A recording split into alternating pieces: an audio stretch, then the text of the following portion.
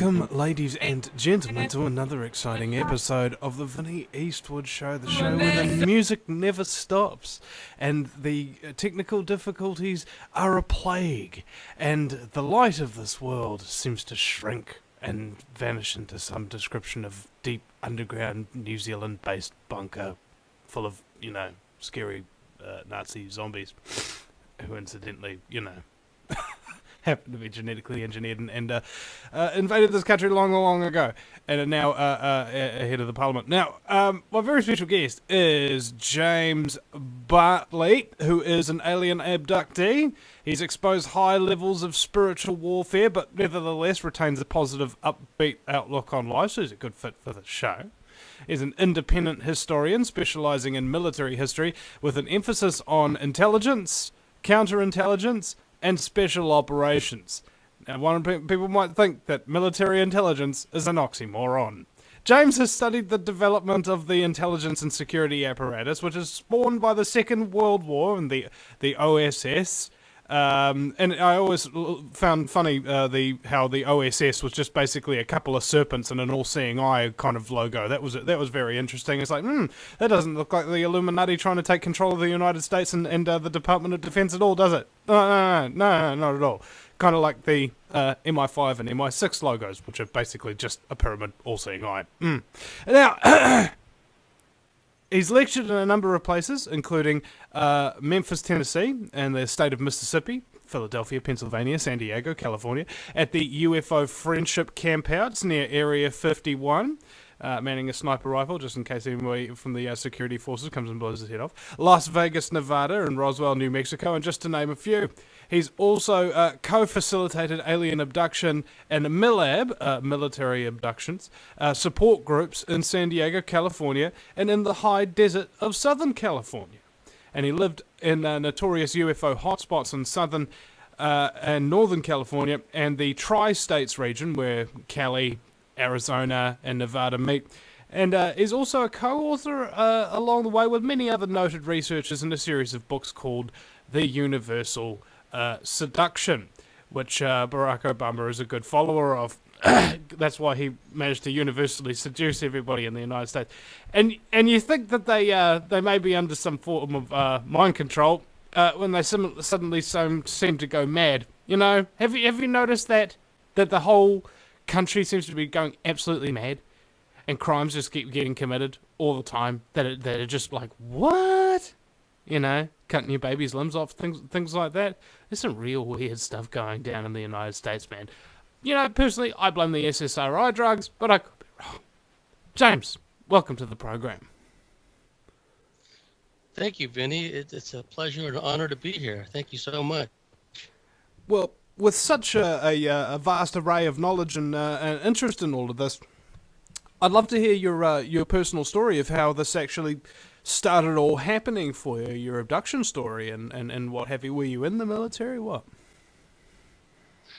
I was a Navy brat, so I followed my parents from one naval air station to another. I basically grew up in a military family, and as a result, I was subjected at an early age to the Republican brainwashing, i.e. that everything that the big brother does is for the good, and basically we're always on the right side, and there's always a good reason to intervene in this, that, or the other country. And I basically fell along with that. But all the same, I was conducting my own research in ancient history, mythology, military history. I always had an interest in UFOs.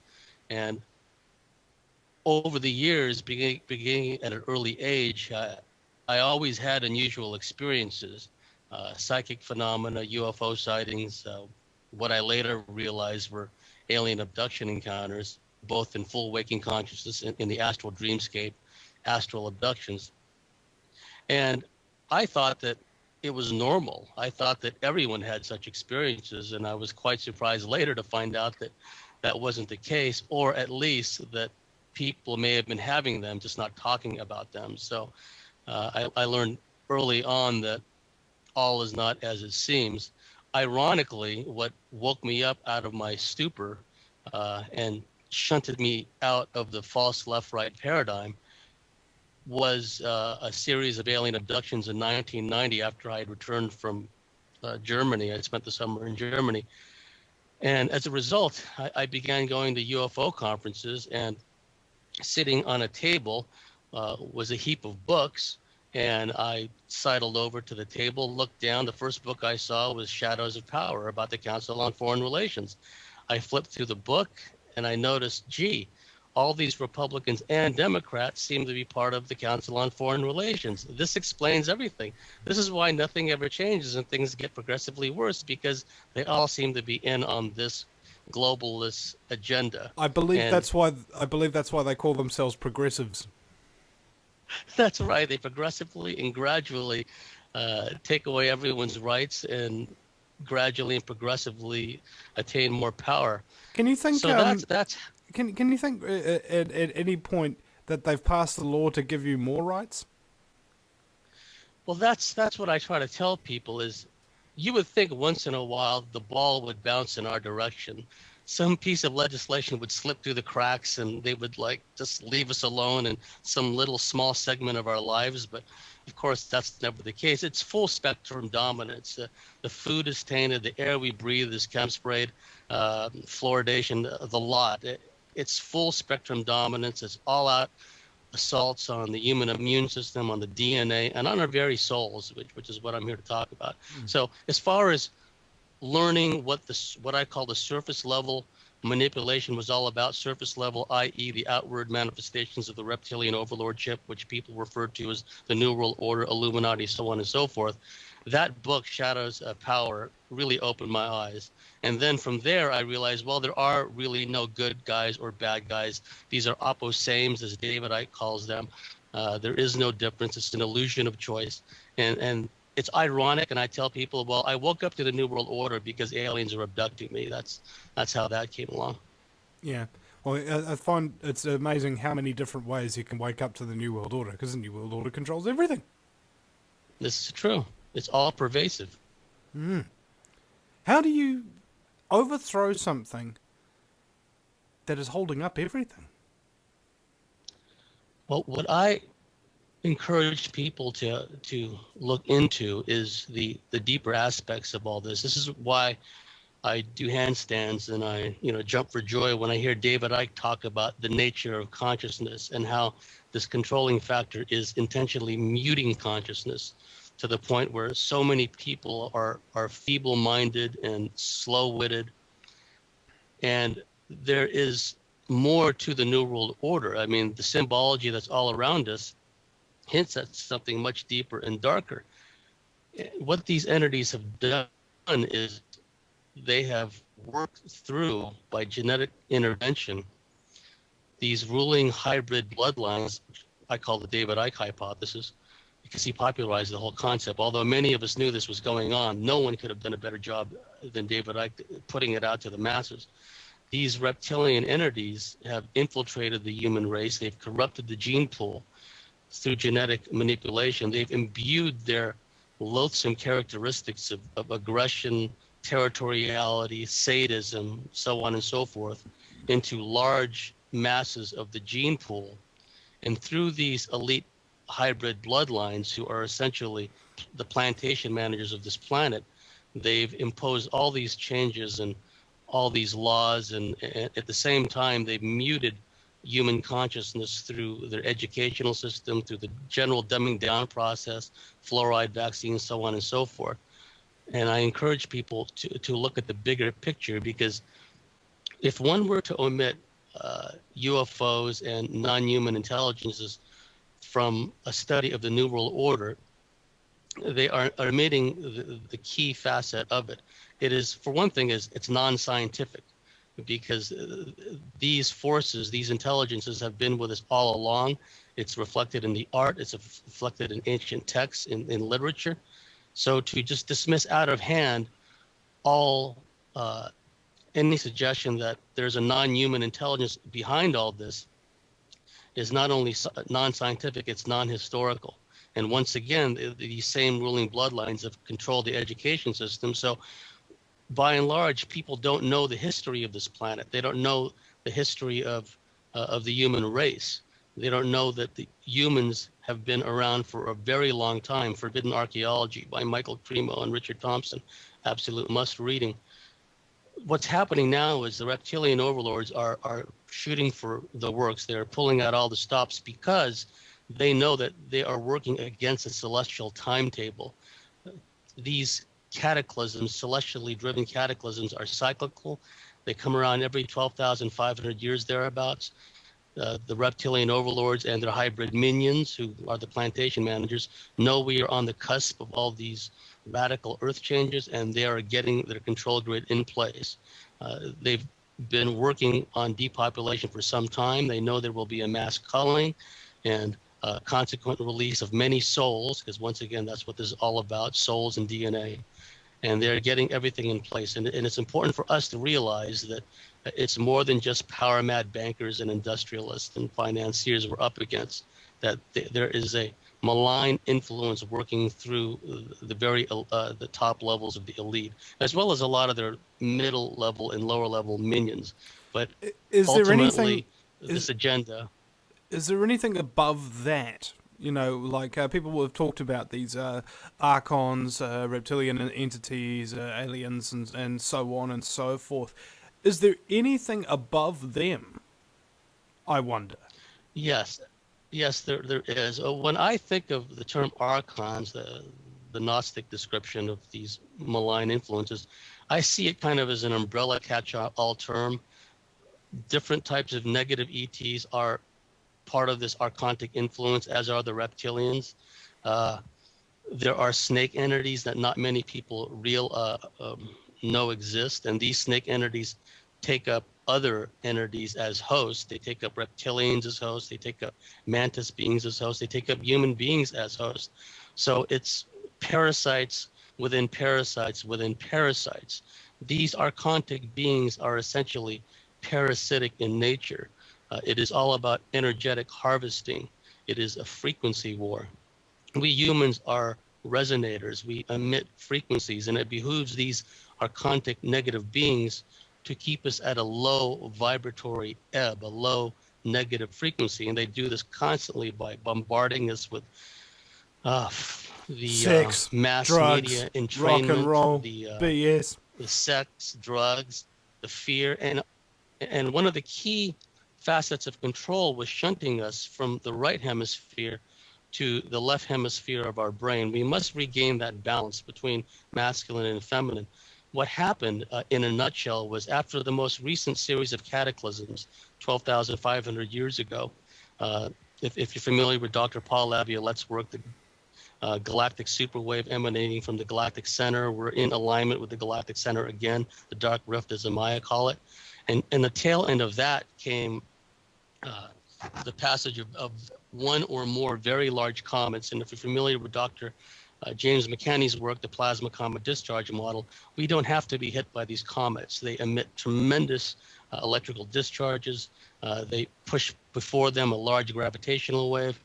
So long story short, after the Earth settled into its new axis and the survivors came out of the caves, these reptilian entities took the opportunity of genetically manipulating the smaller group of surviving humans.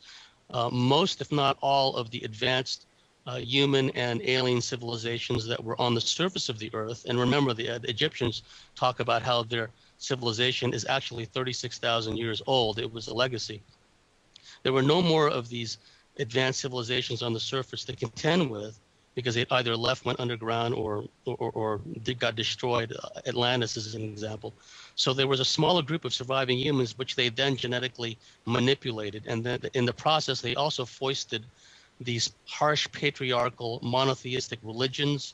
They imposed alphabet languages, symbol languages, which shunted us from the right symbolic intuitive side to the left side. And with alphabet language come scribes, come laws, come a form of control, which can be passed down generationally.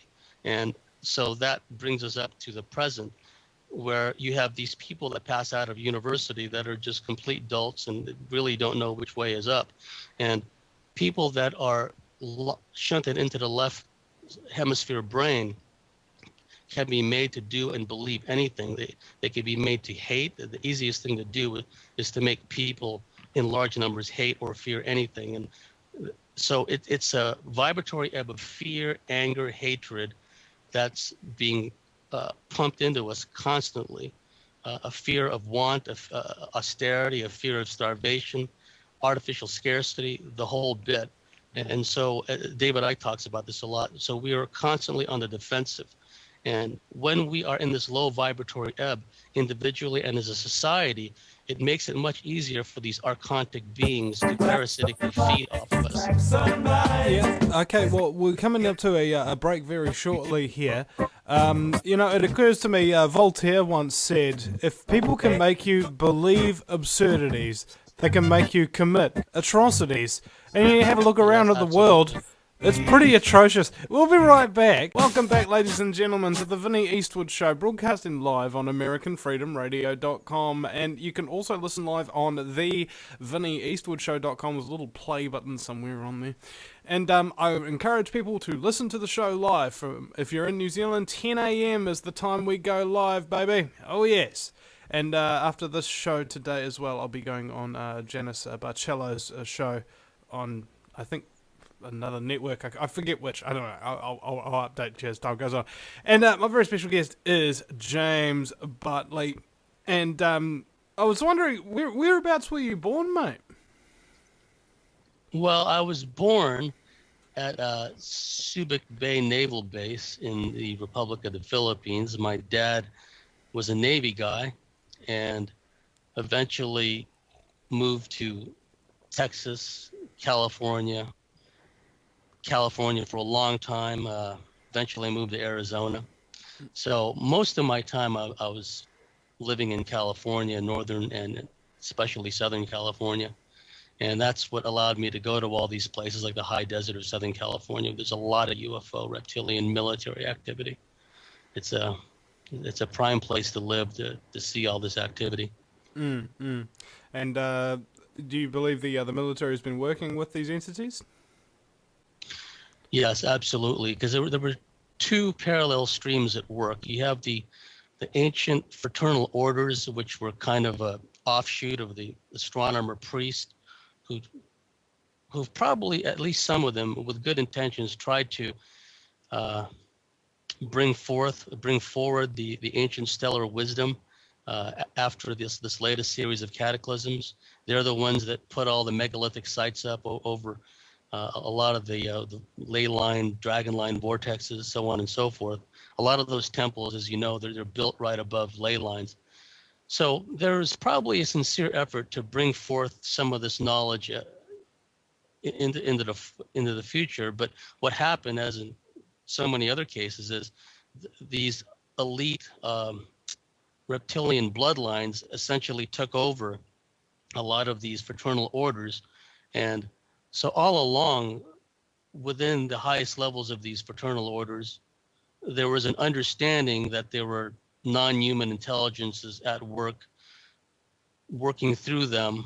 There was always the means to interact with non-human intelligence, whether they were subterranean, whether extraterrestrial, whether they were interdimensional. I must say at this point that there has been efforts to create fault lines in UFO research. Jacques Vallée was a past master of this. He was saying, oh no, there's no such thing as extraterrestrials. It's all interdimensional. But when one has an understanding of what mystics, seers, adepts, yogis, so on and so forth have said for ages, the ether, an understanding of the ether, then you will know that there is no difference between interdimensional and extraterrestrial. Some entities are both. It's all about frequency and resonance, as Tesla said.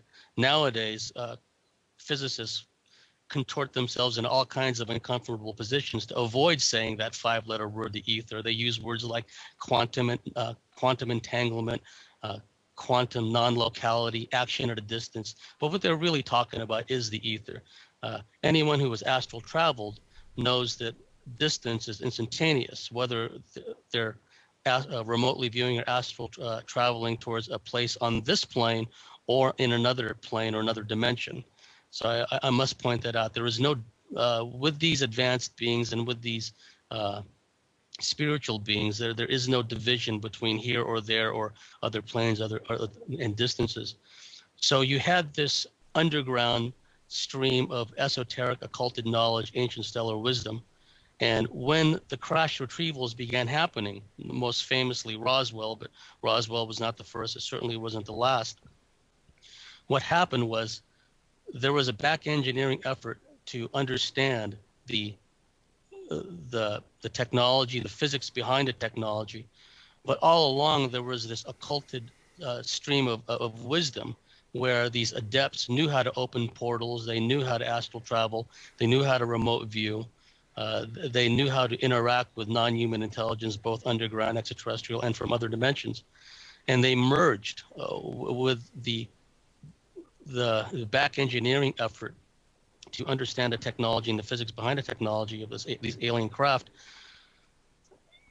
What we have is a lot of these you know what's difficult humans. To me is a lot of people won't understand even the context in which we're thinking. I mean, they think remote viewing is watching television. Yes, but there's always these older terms that decide what goes on now, like channeling used to be referred to as transmediumship in the spiritualist days. Some people say clairvoyance is a form of remote viewing. Well, what they've done in the military today and the intelligence community is they've taken these innate abilities that people have, because within human DNA are elements of DNA from not just one, but a number of different ET races. And the morphic resonance and spiritual ancestral memory has passed on from these other ET races through this DNA. And there is latent metaphysical abilities in this DNA. And so you have all these shamans and yogis with all these abilities. These abilities have existed all along. They're not unusual. It's just that we've been taught that such things are nonsense and don't exist. But of course, in these secret orders and also in the indigenous cultures, which they've tried very hard to wipe out, by the way, these kinds of abilities are the norm. So they've weaponized everything. They've weaponized remote viewing. They've weaponized astral travel. So getting back to your original point, the technology that was recovered through these various crash retrievals went into the deep black special access programs.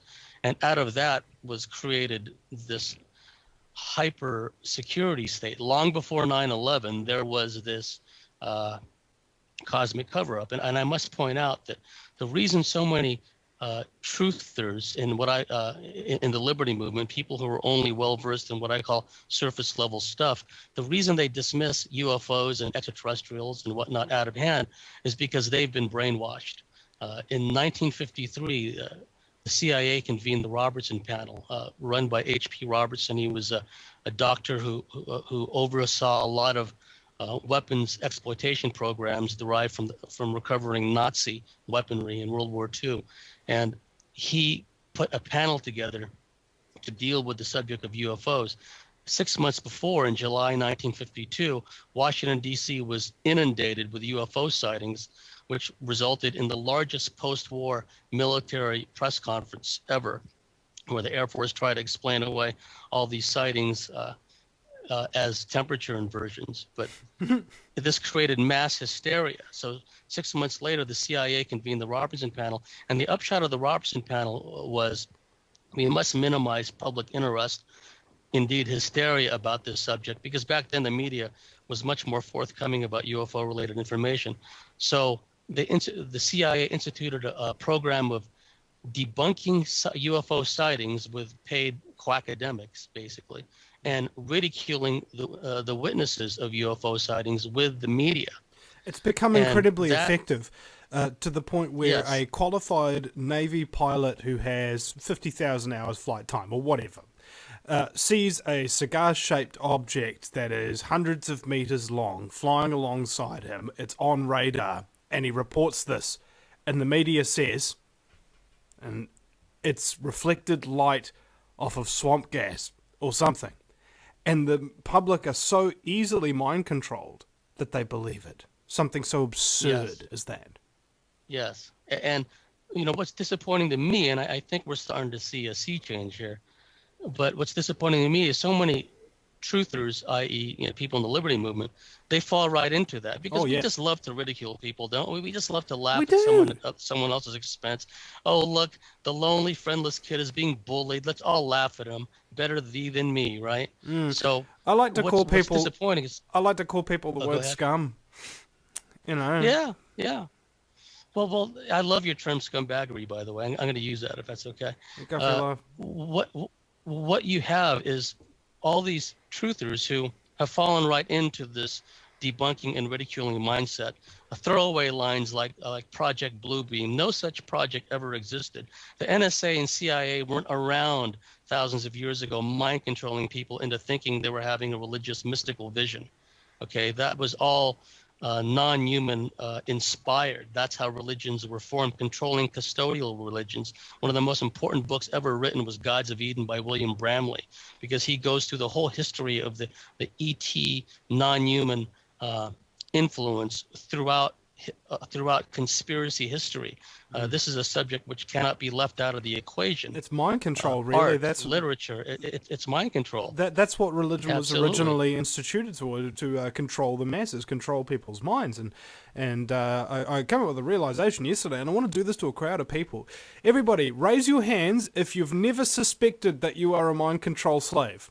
And, a couple of people will raise your hands. All right, now, everybody, you have now clearly identified the mind control slaves in your midst. That's true. That's absolutely true. And custodial religions, as William Bramley calls that, custodial religions created by these non-human entities is where so much of this started, where so much of the strife and warfare and hatred has been carried forth through the ages.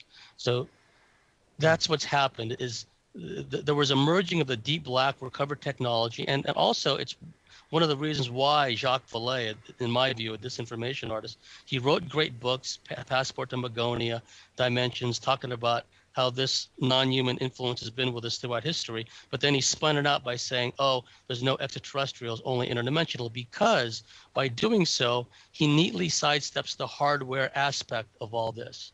Because Roswell, Kecksburg, Pennsylvania, 65, Aztec, New Mexico, 48, these were the actual crash retrievals of alien technology. And by sidestepping all that and saying it's all interdimensional, you neatly kind of blow off any suggestion that hardware actually exists. And so these aerospace corporations, that at one time there was only a handful of aircraft companies, all of which in the beginning were funded with seed money from the Rothschilds, incidentally. I mean, all of them, Lockheed, you name it. They were all originally financed, just like the railroads were financed, just like the steel industry in America was financed by the Rothschilds.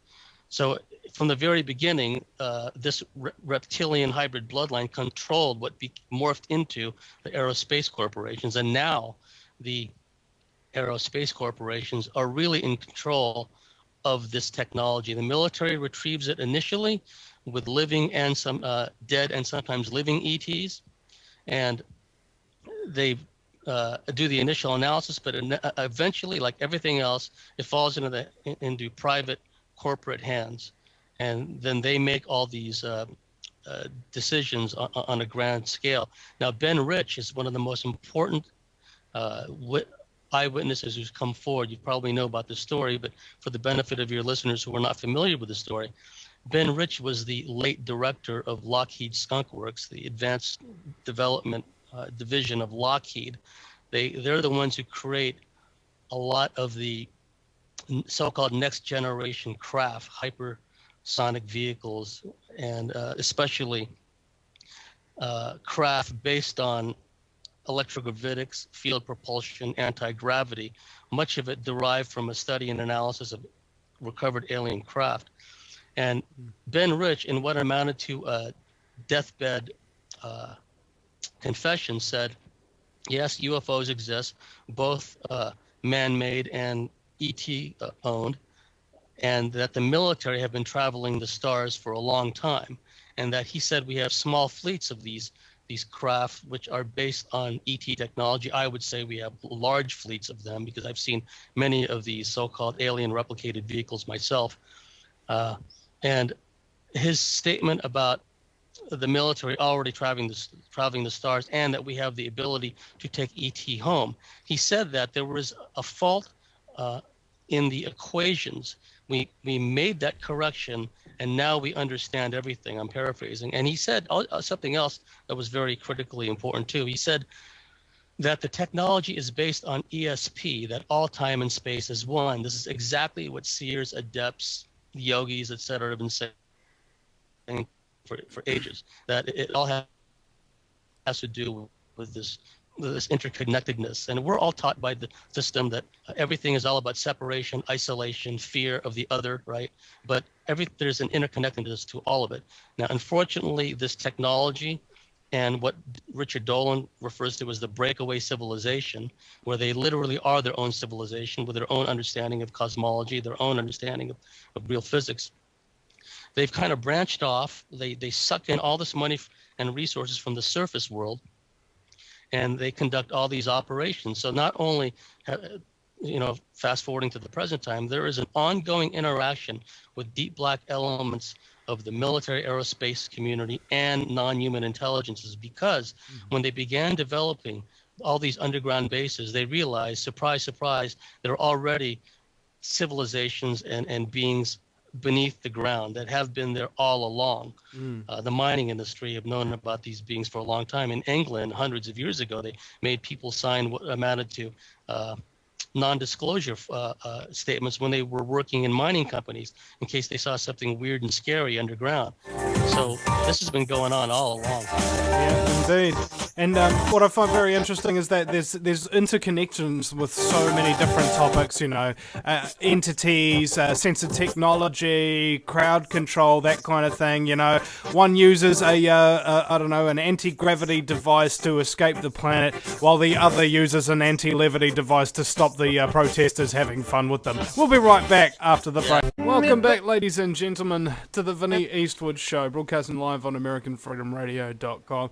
I was just thinking about this, like the next generation of crowd control. They've got these sound cannons or whatever that scream out this, and they're like all the protesters, with their moth-eaten cardigans and their V for Vendetta masks, just like go down on the ground like it's exploding my eardrum places.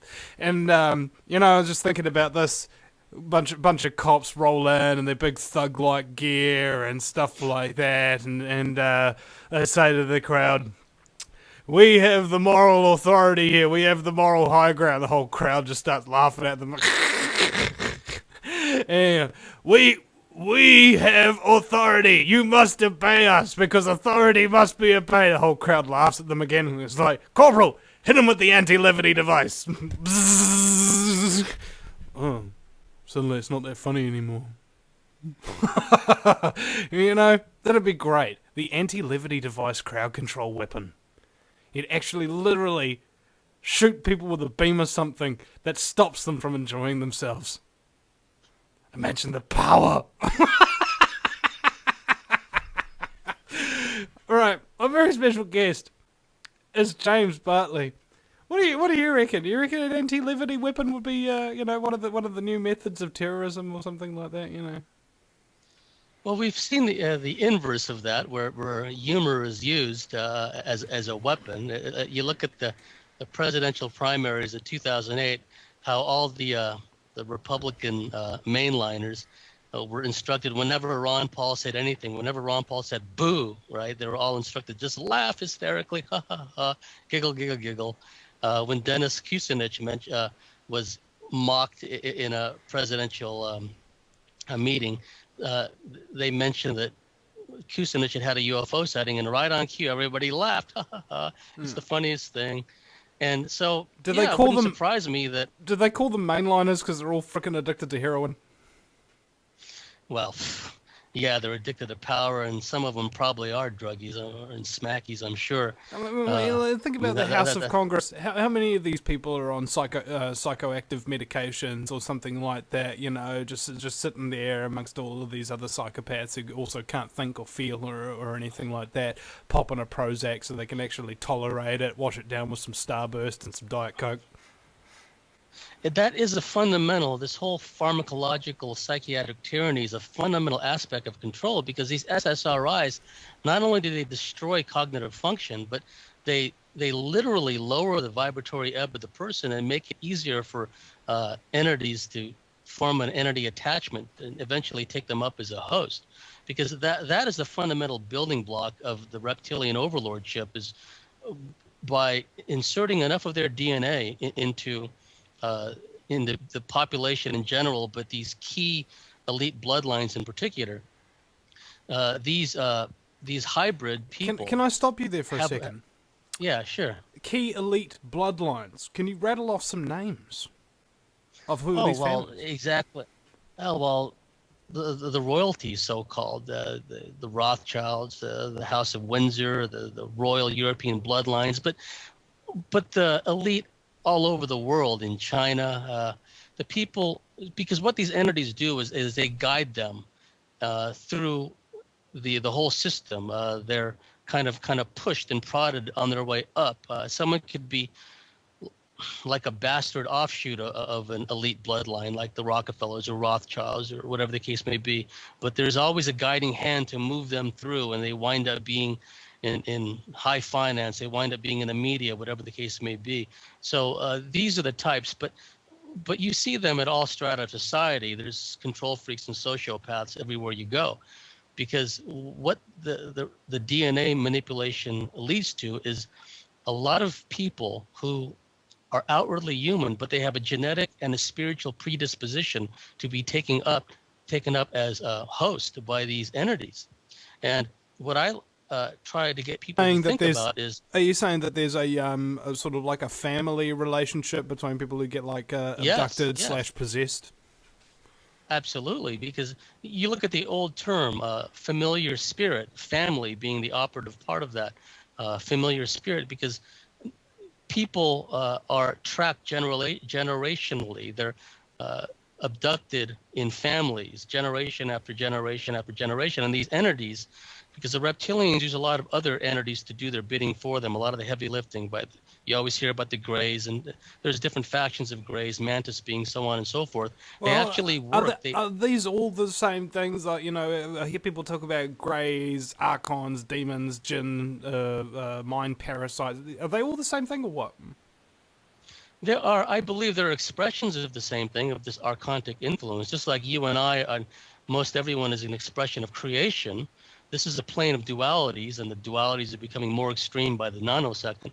So people, if you notice, are getting more crazy, or they're becoming more grounded, more centered. And even very metaphysically, spiritually grounded people are having challenging times right now, because the sun's going crazy and frequencies are increasing. This is why they're really pulling out all the stops, blasting us with discordant frequencies in the music and beaming us electromagnetically and with cell phone towers and so on and so forth, chem spraying us.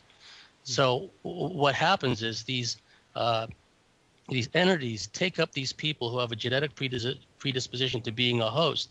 And what I like to tell people are serial murderers and child molesters are garden variety versions of the perps and pedos that pollute places like Bohemian Grove, Bilderberg, so on and so forth. Because if you look at like a serial murderer, just as you hear biologists and engineers talk about how form follows function, where serial murders are concerned, psychology follows neurology, which follows genetics. These serial murderers lack frontal lobe capacity. Frontal lobe capacity is our impulse control net. It's what keeps us from acting out impulsively and doing crazy things. And what they've done is scientists have done studies on serial killers, one of them in particular, Joel Rifkin, and they found out that not only do they are lacking in frontal lobe capacity, but they don't really have control of their extremities, their limbs, their hands, and their body in general. This is a deadly combination, because just as mediums and shamans get these downloads, spiritual downloads of insight of someone's past lives or their own past lives, so on and so forth, what these entities do is they download sadistic imagery nonstop into these serial killers, and they play them endlessly in their minds, and they're forced to act out on them. And because they have... When you dream, for example, the body secretes a hormone into your body to paralyze you so that you don't act out your dreams. Is this kind of like the opposite of that, where they are actually really starting to act them out and they don't have control of it? Yes, it's a twofold process, because in their waking consciousness, a lot of times they will hear like a loud, high-pitched tone in their ear, or what sounds like a metallic kind of crunching sound, and then the sadistic imagery starts of torturing women, of killing women, of molesting children.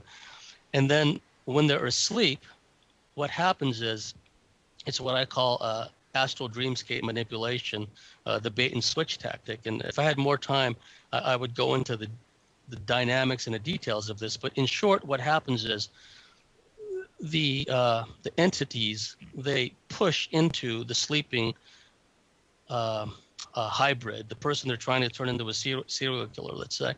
And oftentimes they already are taken up, or there's already an entity attachment within them.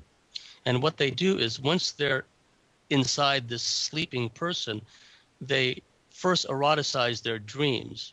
They make it seem, this kind of adult content, I won't go into graphic detail, but they make it seem as if they're about to engage in intercourse with a very attractive woman.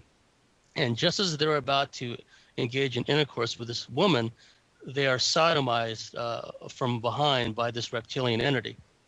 And the person wakes up thinking, oh, that's a strange dream. They just kind of blow it off. But then it happens repetitively, where just as they're about to have intercourse, because it's a parallel psychological manipulation, the virtual environment they find themselves in, but the entities also trigger the arousal mechanism. So that sounds remarkably similar to how MK Ultra mind control programs work with the sensory deprivation and the bait and switching kind of thing. And that way you can actually split the personality of certain individuals in order to create one personality for, say public life, and one personality for private life or military control, super soldiers, etc. Yes.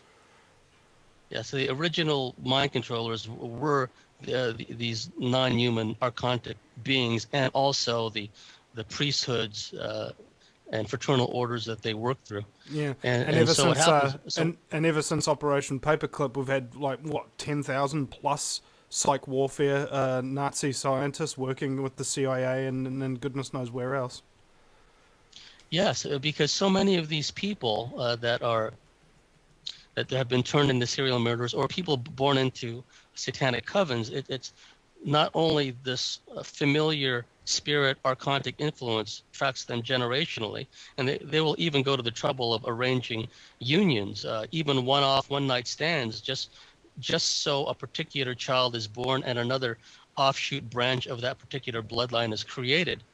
And what happens is, through all this multi-generational abuse, disassociation occurs, and that creates holes in the auric field. It allows these negative entities to create strongholds in people. I would say that there is no such thing as purely human mind control, because these seemingly human mind controllers themselves have this archontic malign influence working through them. Yeah. And, it can't be a human mind control program if all the people in the mind control program that are controlling it are really inhuman. Is that about yes, right? Absolutely. Okay, well, we're coming to break now. We'll be back shortly, ladies and gentlemen. By the way, James Bartley's website is The Universal's Seduction.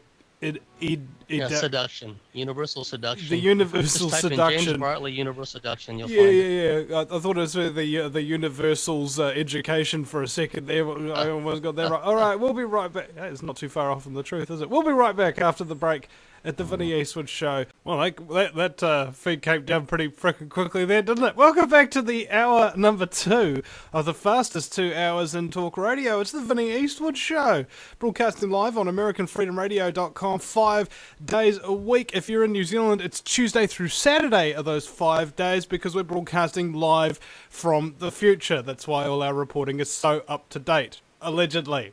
And my very special guest is James Bartley, and I have this consideration to bestow upon you, if I may. Can we be so certain of anything, considering the huge quantity of mind control, non-human entities, and so on and so forth, technologies, yada yada. Can we actually be sure of anything really at all? Because if we were under mind control, we wouldn't know it. That's a very good question. What I encourage people to do is to remain heart-centered. The heart is a electromagnetic organ. It pumps out more electromagnetic energy than any part of our body. And when we feel or know the truth, it is an inner knowing. It's a heart vibe. Some people literally feel a pleasant energy pulse in their heart center when they hear something and they recognize it as the truth. And other people, myself included, when we hear something that doesn't sit well with us, that seems to be a falsehood, we likewise get a feeling in our heart center, that a discordant kind of feeling, a discordant kind of energy.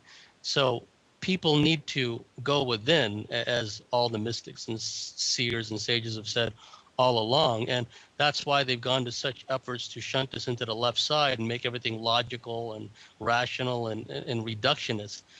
We lose ourselves, because expanded awareness and expanded consciousness is where we need to be at in order to deal with these kinds of issues. And the more we trust ourselves and the more we listen to that still silent voice within us, I think that the better off we'll be, because thinking is too slow, mind is too slow. We have to get back to expanded consciousness, expanded awareness. And there's a lot of ways to do that, a lot of safe ways to do that. There's a lot of like Eastern religions that have been set up, and the Western religions too have been set up as basically defaults and traps by these archontic influences. Many people that go to these Eastern cults where there's gurus and whatnot find out that they're anything but love and light, that they're archontically controlled and reptilian controlled. Again, it goes back to trusting ourselves and going within for the answers. That would be my answer. Intuition, which means tuition from within. You know, you got to teach yourself. And yes. I have this also crystallized form of vision of mine, is that I can instinctively tell when I'm doing something wrong. You know, like if I'm talking to somebody who's a bit of a douchebag or a scumbag or some other form of bag, I'll actually feel bad about it. Even if I'm not doing anything bad, I'll just be talking to this person and just kind of like go, almost like my teeth are grinding, sort of thing. Like they make me feel tense. Is this some kind of like a proper reaction to these scumbaggery entities that we're talking about here? It is, because it's all about vibration and resonance. I first realized I had an ability to sense the presence of unseen entities, negative entities, as well as sense the presence of negative entities within people, hybrid hosts. And this came about because I was in a 6-hour car ride with somebody, and I was as far away from this person as I could be, just clutching onto the armchair at the opposite end of the small car, gripping it tightly, and my forearms were tensed up, my biceps were tensed up. I felt like my heart center was being attacked. I was feeling like foggy-headed and almost in a fugue state. And I realized later that this person was indeed an entity, had an entity within him, because long story short, this entity one night astrally projected out to me, entered my dreamscape, tried to sodomize me. Long story, I fought it off. But it's kind of the things that happen to people that work with these issues. But then it dawned on me, that's why I was all tensed up, and why my muscles were tensing up, why my heart chakra felt like it was being under assault, because the entity next to me was parasitically feeding off my energy. You always hear about, oh, this person is an energy drain, he's an energy vampire. Well, there's something to that, because it's all about parasitism, energetic vampirism. And you listen to all these quaint sayings from the past. Oh, that person is starting to get under my skin. Or, what's gotten into you, right? Those are like quaint sayings, but they have a basis in reality. Where do they come from? In the old days, also in indigenous societies, there were well versed in how to deal with and how to recognize the malign influence of these archontic entities, seen or unseen. So Now, what you were doing was you were reacting properly to a negative influence. Now, we've had discussions about archons and psychopaths, and they seem to be similar things. And what came out of those conversations is that they're actually infectious. You can actually Yes. become one of them if you come into Yes. contact for too long, and accept that kind of thing. Now, that sounds an awful lot like demon possession. Now. I've got 2 convictions for possession, but it's not a demon entity related charge. And well, I was just wondering, what part does drug consumption have to play with possession? I'm glad you brought that up. One need not have an overabundance of reptilian DNA to be taken up as a host by these entities or demonic entities in general. All one needs to do is imbibe in certain drugs, in particular crystal meth, and a variant of that in America, it's known as crank. Crystal meth is a fast track to being taken up as a host by these entities because the drug has a sympathetic frequency with these negative entities. And I had a friend who worked in a state hospital in California where the criminally insane were kind of lodged in these places. And she used to work and sit in group sessions with what they call tweakers, all these meth heads. And privately amongst themselves, they will say that I had all these voices in my head telling me, to do all these horrible things. I had these voices in my head telling me to go onto these child porn sites. I had all these voices in my head. And also, when you study the criminal files of meth heads, you will see a commonality of berserk behavior, of mayhem, of out of control violence. In San Diego, when I was living there, there was a couple of meth heads in East County, San Diego. They were babysitting the young girl of the sister of the woman. There was a woman and her boyfriend, and the woman had a sister, and they were babysitting the little girl of her sister. And long story short, they were on a daily basis, horrendously abusing this little girl. And eventually they ran the taps in the bathtub, filled it up with boiling, scalding water, and dropped the poor baby in there. The baby died. The skin came off of it. It was burned, scalded right off. And these 2 were tweakers. They were crank heads. And when I saw them on TV being arraigned in court, you could look right in their faces. Lights are on, but nobody is home, right? Flatness of effect. There's whatever is in there. It was not human. So long story short is certain drugs, crystal meth, which is another reason why crystal meth is so prevalent and why it's so widespread in Western society. And it's the police, taken up. The police in a number of countries are involved heavily distributing this out to the population. Absolutely. And steroids also. People wonder why cops are so suffer from roid rage real badly. It's because they're on the roids. It's not hemorrhoids. But I'm absolutely convinced that the police forces in the Western world are the outward manifestation, the public face, if you will, of this reptilian overlordship. They specifically recruit people with a low IQ who fit a psychological profile, because once again, psychology follows neurology, which follows genetics. Their reptilian demonic familiars goad them into becoming, wanting to join the police forces, because these people are essentially control freaks.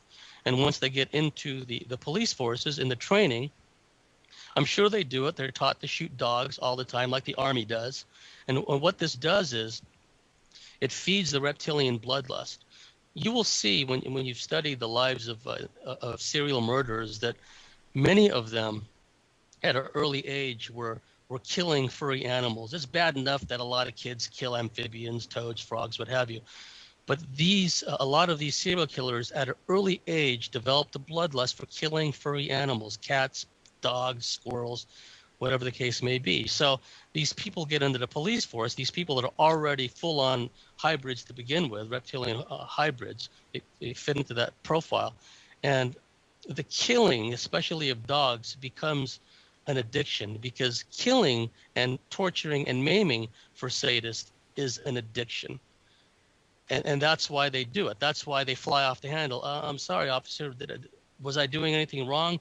Boom, they're set upon, and it's like a pack of hyenas. It's like a shark feeding frenzy. They set upon that poor person, shoot all the dogs, and it goes on and on and on, because it's an act of domination. What they want to do is create that fear vibe, put everybody ill at ease, and it's an act of domination. It's like when the cities didn't submit to the Romans and they eventually took over and sacked the town. They would kill all the cattle, kill all the dogs, and the people that they didn't kill, they would sell into slavery. Can I say that there's... It's very similar to that. It sounds an awful lot like what I've been saying for a couple of weeks now. Like, I've had the realization there's only actually really three groups of people in society that I actually really truly fear. One being the gangs, the second being the cops, which are incidentally a gang, and the third being judges. And the things that tie them all together is they all use deception. None of them have respect for the rule of law, and in the case of just police and gangs, they're very prone to completely unprovoked violence.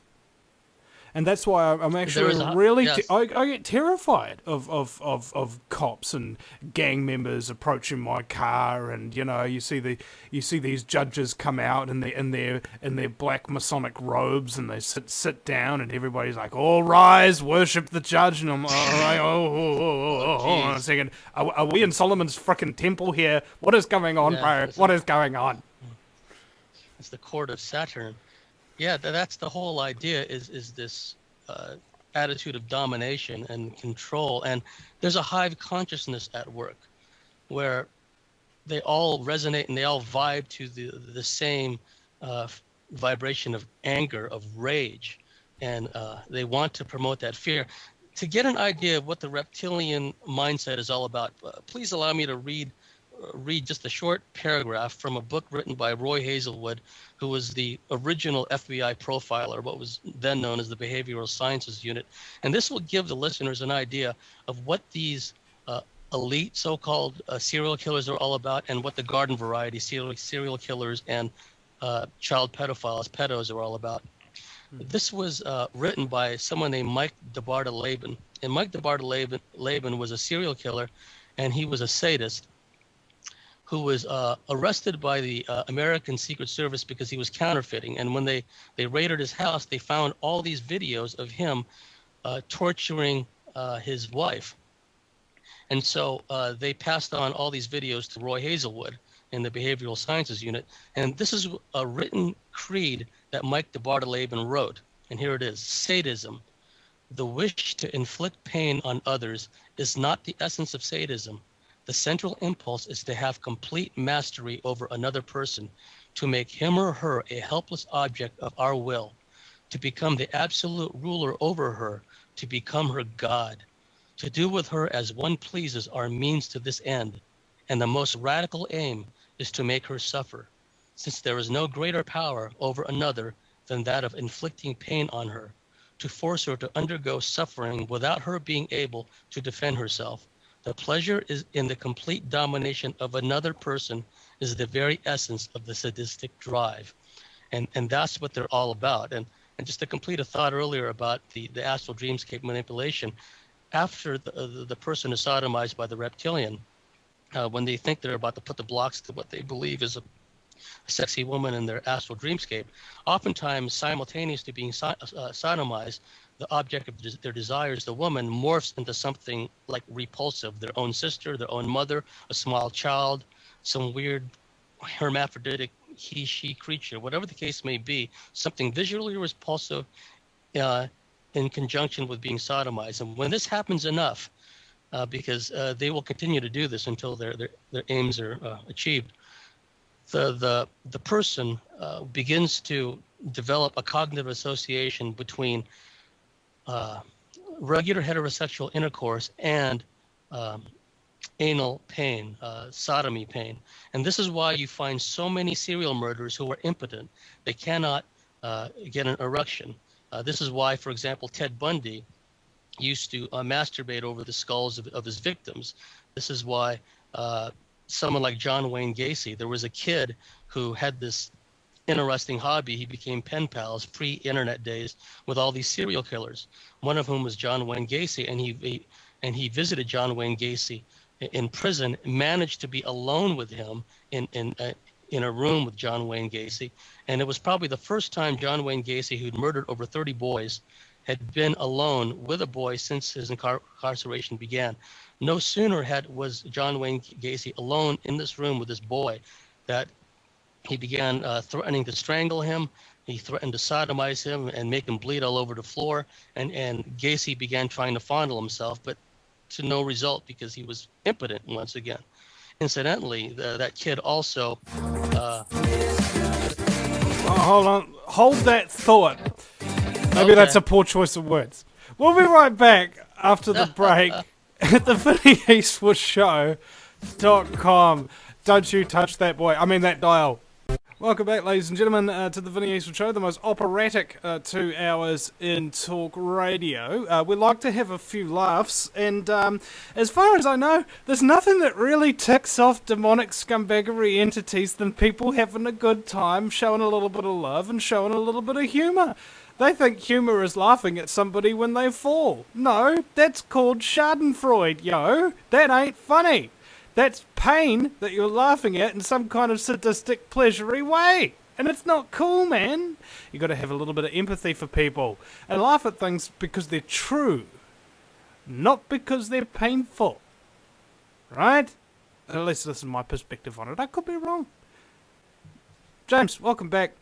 Finishing your thought, who is Richard Ramirez? You were talking about this boy who was a pen pal of a number of psychopaths, and who's Richard Ramirez?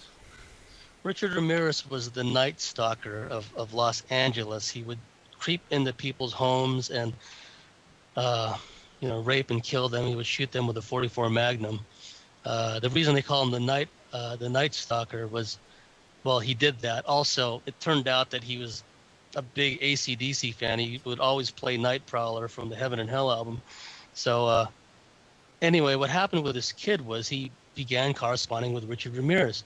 And no sooner had he started doing that than Richard Ramirez began astrally projecting into the boy's astral dreamscape, and in the boy's own words, tried to strangle him. But I think he probably tried to do more than that, probably tried to sodomize him while he was at it. One of the things that these entities do, these familiars, is they goad the psychopaths, sociopaths, and serial killers they are working through into ritualism, into the occult. And you will find this commonality amongst many serial killers. Within law enforcement, it's been covered up for a long time that many serial killers were, in fact, i.e. devil worshippers, ritualists, and so on and so forth. Jeffrey Dahmer was one. He tried to build himself a temple made out of human body parts.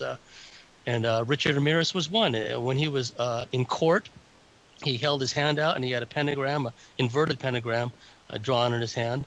He's just one example. And these entities, they work through these people. If one studies the lives and careers, if you want to call it, of these serial murderers, they will often talk about these entities. They will often draw sketches of these entities. Ted Bundy, for example, said at an early age, scaly monsters were coming out of his closet. Now, those who study alien abduction research know that entities, frequently reptilians, create portal entries out of the closet. This is where the old stories of the boogeymen coming out of the closets come from. Another person was Dennis Rabbit. He was known as the South Side Rapist of St. Louis. He raped over 100 women. I saw a doco with him, a documentary, and he drew sketches of these winged demon entities that were coming and messing with him. Glenn Rogers' brother, Glenn Rogers was a serial killer. And in a documentary his brother made, his brother said, well, the reason I turned my brother in is because that wasn't my brother anymore. He'd left a long time ago. So at a very deep level, Glenn Rogers' brother knew that these entities taken his brother over. Richard Trenton Chase was known as the vampire killer of Sacramento. Richard Trenton Chase was getting these voices in his head telling him that if he did not drink fresh blood, human blood, on a daily basis, his blood would turn into powder. So Richard Trenton Chase would go into people's homes, kill them, and drink their blood, and all because he kept thinking that his blood would turn to powder. And this ties in also with the drug abuse, because many people are goaded by these familiar entities to imbibe in certain drugs. Crank and crystal meth, like we were talking about before. People don't realize how pervasive this archontic influence are in their life. Any kind of home where there is domestic strife, a lot of violence, is a haven for these kinds of entities, because they feed off the rage of the perpetrator, and they also feed off the helplessness and fear of the victim. And a lot of these women who have been partners of these crystal meth heads, who have been taken up by multiple entities at times, not just one, they say that when their boyfriends or their partners get very violent, very angry, their eyes literally start to grow, to glow, red or yellow are very common colors, or their faces start to morph and shapeshift, right? Or when they're having sex with these people, suddenly they start to become very, very aggressive, and they start to get into very violent, perverse forms of sex, such as sadomasochism, bondage, discipline. Sometimes they will even begin to shapeshift during sex. What some of these people who have been on crystal meth have said, that when they've been having intercourse with somebody, that they step out of the body and go on the sidelines, if you will, and the entity that has been working through them fully takes over, and they watch from the sidelines as their body is having intercourse with somebody. This is something that serial murderers also say. That some of them say that right before I started killing her, I came out of my body and I stepped aside, and I watched as the monster began killing and strangling this woman. And that's how it works. These entities fully take over. And so when we're dealing with the global elite, we must remember, outwardly they appear to be normal, but I would say that there are physical characteristics. Many of these serial killers and many of these elitist perps have marked facial characteristics which mark them as a reptilian hybrid. Eyes sunk deep in the eye sockets, pronounced cheekbones, angular face. I mean, just look at Gary Ridgway, the Green River Killer, as an example, and look at some of these other perps, these high-level perps. They all seem to look alike, like they're hatchlings or something. But that's a direct function of the reptilian DNA. And people have to remember that we're dealing with an archontic influence, using these people as a physical medium with which to affect their change and promote their agenda in our physical plane. Now, in terms of psychology and attempting to understand the minds of serial killers and so on and so forth, is there any actual knowledge within the psychological community about these non-human entities of which you speak, or are they simply trying to use reductionist nonsense in order to explain away and just say, oh, this is just the way it is? Yeah, there are two sides of that coin. You have the control system, where anyone who even mentions these subjects, the first thing they want to do is put them on SSRIs and then throw them into a loony bin. And then the extreme version of that, you have like the false memory syndrome types, who themselves are perps, who try to say that any suggestion that these adults are remembering accurately, memories of childhood abuse, especially ritual abuse, is valid, i.e. false memory. And then you have that element of the therapeutic counseling community, and some of them are psychologists, who know very well that satanic ritual abuse, mind control, and demonic possession exist. And they do their level best behind the scenes to work with people, help them reintegrate, help them regain equilibrium and inner harmony, and more power to those people. They're doing a great job. It's a very difficult job what they're doing. And what I object to are all these people in the mind control truth community, if you will, who present themselves as healers or deprogrammers, and they are anything but. Because there are some people out there, I won't name any names, but they are well known for actually triggering the suicide programming of some of these MK Ultra Monarch survivors, satanic ritual abuse survivors, triggering not only panic attacks and anxiety attacks, but full-on suicide programming. So people really have to be wary of who they go to seek help when they're having these issues. And there is a demonic element. And while I'm on the subject, I must say it's probably going to upset some people, but so be it.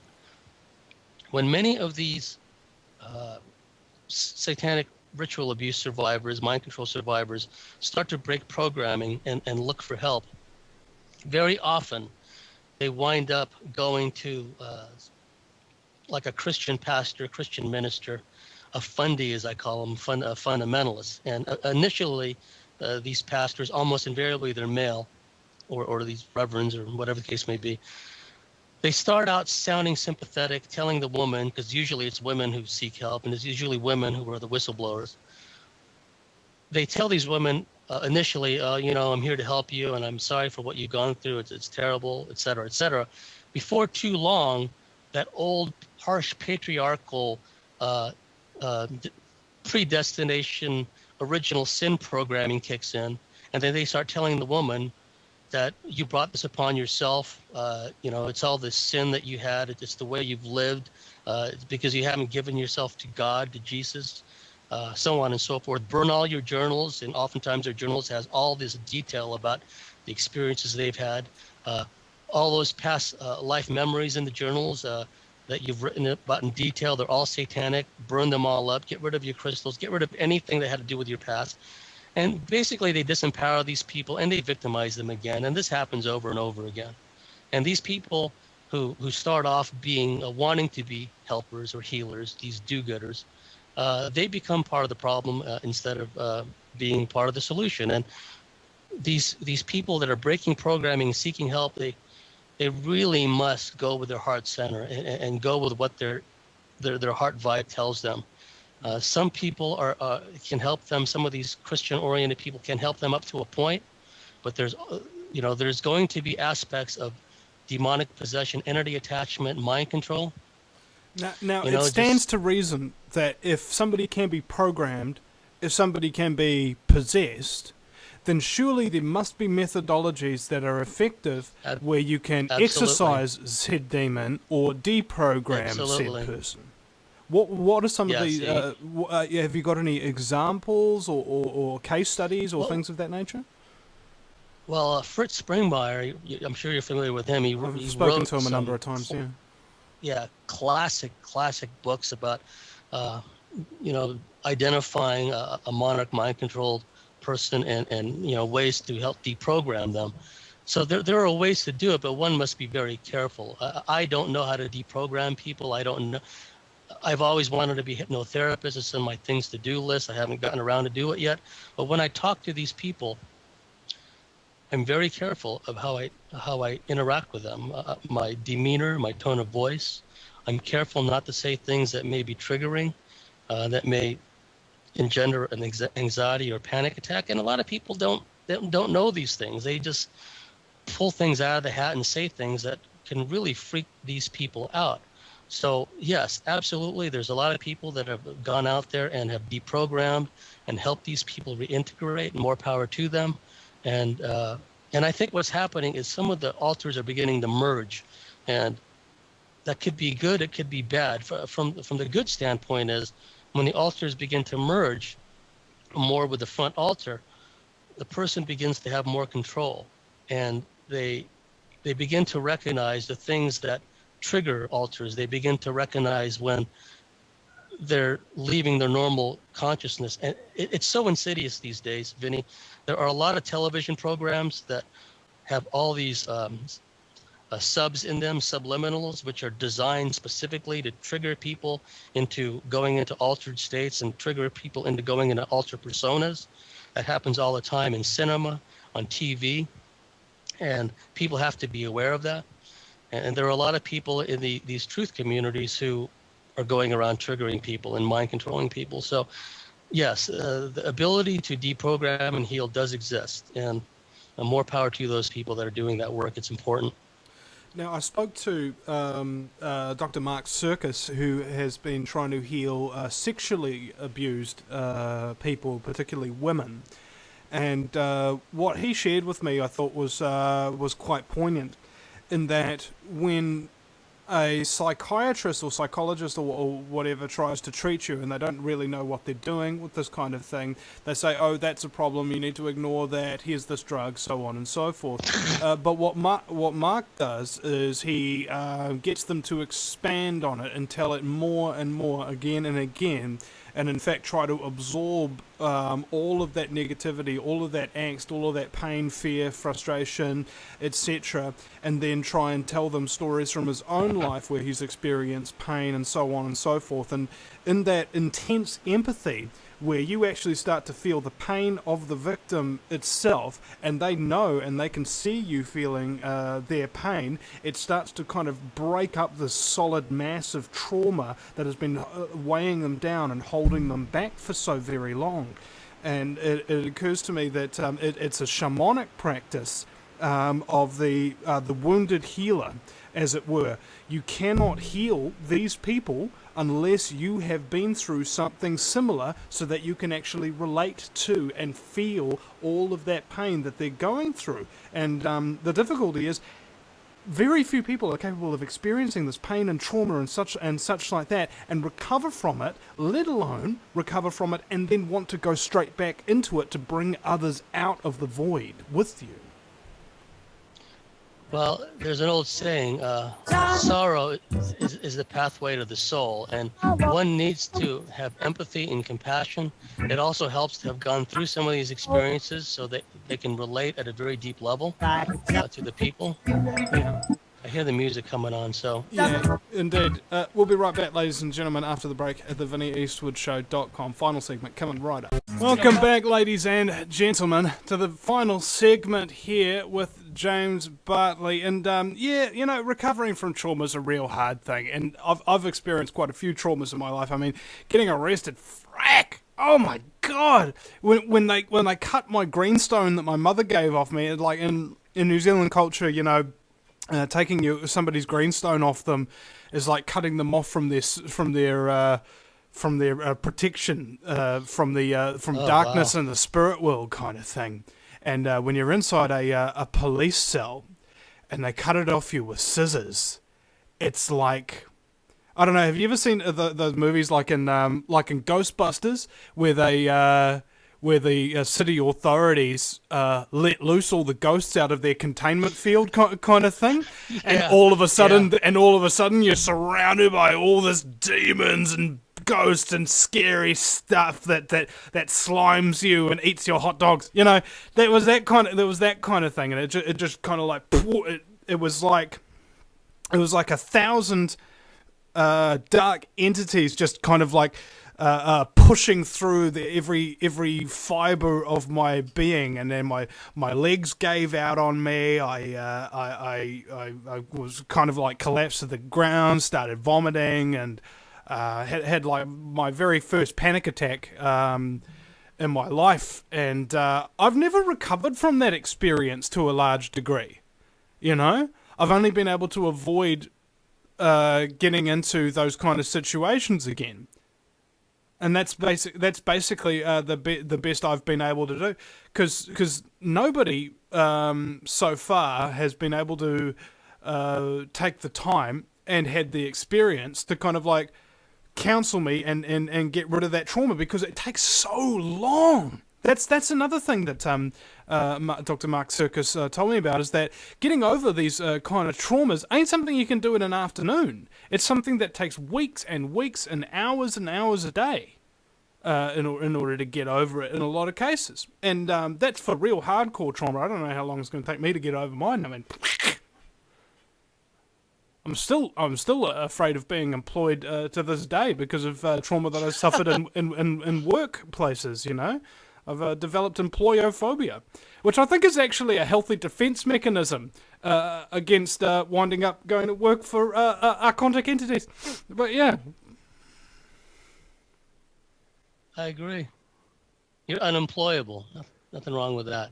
Uh, what people have to understand is that this trauma is deep seated, and the really good therapists, hypnotherapists, and so forth, they not only can get somebody down into hypnotic regression so they relive the experiences and remember more if that's what the person wants to do, but they also are able, the hypnotherapists are also able to safely release the blocked traumatic energy. Because when these people are abused, some of them beginning at an early age, that traumatic energy stays locked in their body and creates all kind of energy meridian blockages. It creates all these physical and psychological issues. It needs to be safely released. And the best way to do that with the skilled regression is to allow the person to abreact and relive the body memories and relive the activity and whatnot that went with those feelings and emotions, and then thereby safely release it. The person will feel a lot better afterwards if it's done correctly. It's a very therapeutic modality. Now, when I talk to people, because I don't have this ability to hypnotize anybody, I intuitively know when they're kind of skirting around a certain issue, but it's something that they want to talk about or want to delve into, but shame and embarrassment holds them back. And to a degree, we are all shame-based individuals. We all have that wounded inner child, golden inner child within us.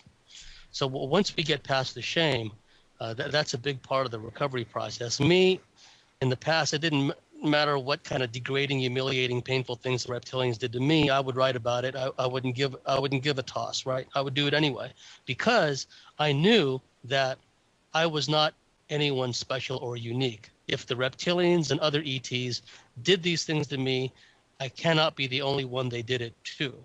Therefore, if I wrote about it, and sometimes an embarrassing, painful detail, I knew it was going to resonate with someone else out there.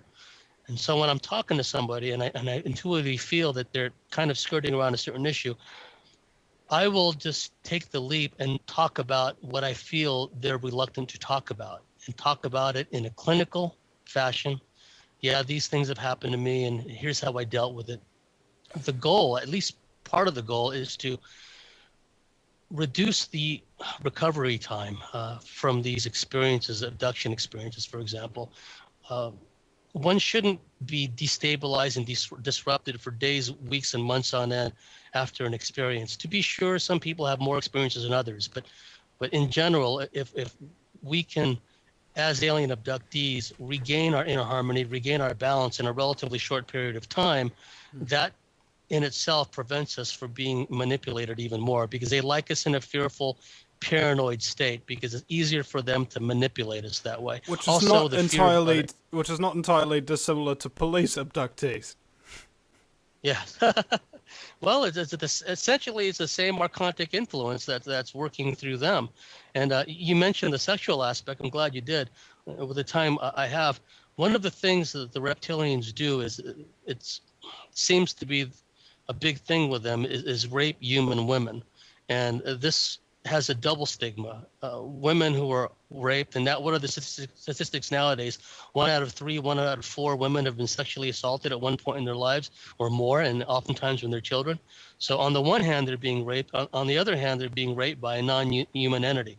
So there's a double stigma, a shame-based response, fear of ridicule, so on and so forth. What these entities do, they're masters of frequency and resonance. They can densify themselves. They can be invisible in the visible spectrum, but still leave a depression of weight on a mattress. The woman could feel weight on her chest as she's being raped, but not see anything physically.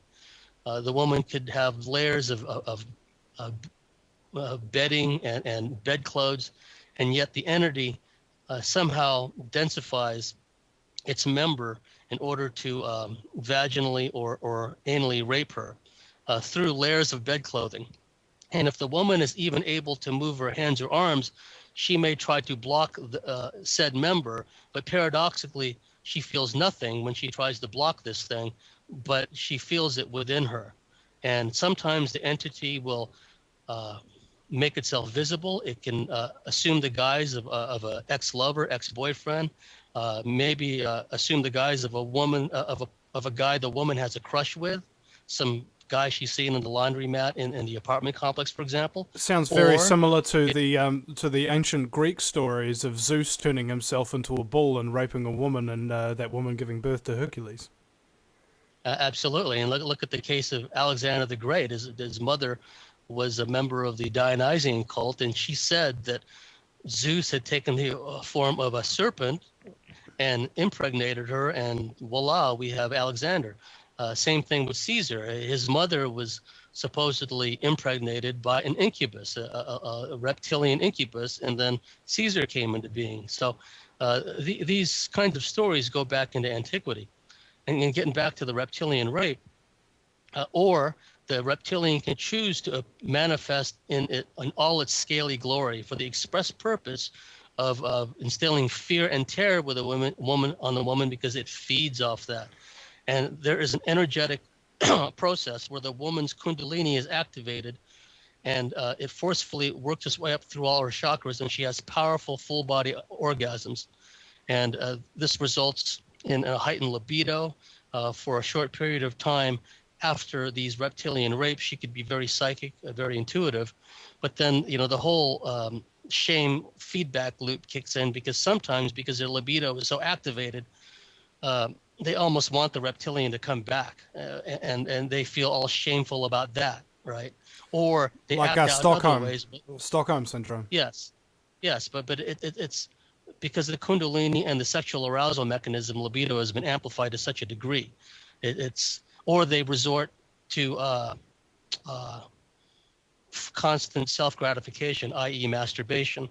And from the male standpoint, this is where porn kicks in, because porn is a fundamental aspect of the archontic reptilian control system. This is why so many males are emasculated to one degree or another. They don't know how to interact with women. They become emasculated. We see it even at a young age, where there's a circle of kids standing around videotaping a poor kid being bullied. Instead of, like in my day, me and my mates would have jumped in and opened a can of whoop ass to the bullies, right? Nowadays they stand and they watch as the poor kid gets victimized. That's their way of interacting, because they're from the video generation, they're from the MTV generation. Yeah, they've been taught to disengage from life. When you see people killed in front of you, it's entertainment. It isn't a real human anymore. No, it's not. Unfortunately, it's an abstraction. Unfortunately, we've really come to the end of the show here. The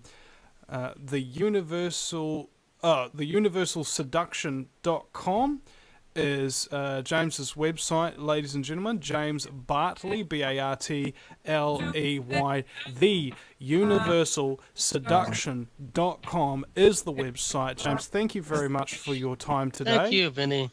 I hope you appreciated it, bro. I certainly did. It's a great show. Thank you so much. Yeah, nothing like talking about demon penis in the morning in order to make you feel spicy. Now, we'll see you tomorrow, ladies and gentlemen, for the very first ever, hopefully, 3-hour edition of the Vinny Eastwood Show. So, stay tuned for that one, ladies and gentlemen. 5 till 7 Central, 10 a.m. till 10 a.m. New Zealand time, 6 p.m. Eastern, and 11 p.m. GMT. We will see you then. Hopefully, you'll be listening live at AmericanFreedomRadio.com. We'll see you again sometime, ladies and gentlemen. No matter where you live, globalism affects you. Did you know that the Vinny Eastwood Show has more subscribers than New Zealand Herald TV and is New Zealand's most popular YouTube news channel, where warm-hearted humour and a list of awesome guests talk about crucial issues which the mainstream media ignore? A show where you, the listener, can phone up with questions, comments and suggestions of guests. Vinny is building a hub to connect truthers with raw information they need to become active. He can help you gain further skills such as website building, producing audio and video, and creating revenue streams in your own multimedia environment. Because Vinny supports such a wide range of people in the truth movement, he is not government or corporate backed and relies entirely on your donations. Give now Give generously or subscribe for $10 a month for access to ad-free video archives. Just visit thevinnieeastwoodshow.com and click donate.